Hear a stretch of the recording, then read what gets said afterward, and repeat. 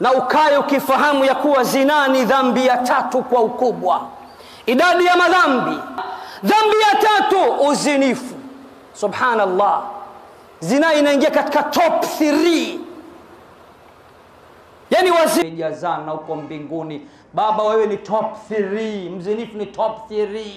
Ni dhambi ya 3 kwa ukubwa mtu unafanya na unamghadhibisha Allah jalla. Ni starehe ya muda mfupi tu, ni starehe ya muda mfupi, lakini ujue umemghadhibisha Allah jalla fi ula.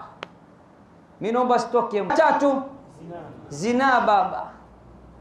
Yani wewe unafanya kosa la 3, wewe ni top 3 kwa ufedhuli, wafanya dhambi ya 3 kwa.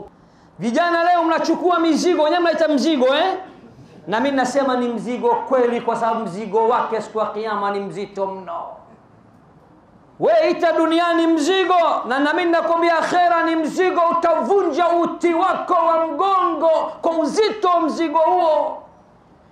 Bwana Mtume anasema li an yazni ar-rajulu bi'10 niswatin, mtu kuzini na wanawake 10 aisaru alaihi, hilo ni jepesi kwake, min an yazni bihilyati jarihi, kuliko kuzini na mke wa jirani yake. Wawili katika riwaya nyingine ni Jibril na Mikail wamenishika mikono, twende tukuonyeshe watu wanaoadhibiwa. Kundi la watu kafikishwa pahala, kuna kundi la watu limekusanywa katika tanuri ya moto, wanawake na wanaume wako uchi wa nyama kama walivyokuwa wakifanyana uchi wa nyama, wamejazwa baba katika tanuri ya moto.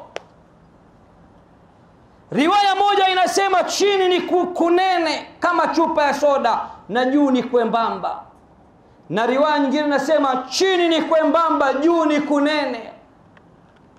Kisha wanatoa lahab, mlipuko wa moto unatupwa kwao ndani ya tanuri ya moto, likiwa babua wanakimbizana wanataka kutoka. Kila wanakotoka ni afueni kuliko wanakokwenda. Mtume akasema hawa nani hawa? Akaambiwa hawa ni wazinifu wa kiume na wa kike. Hii ni advertise, hii ni trailer tu, picha inasubiri siku ya kiyama.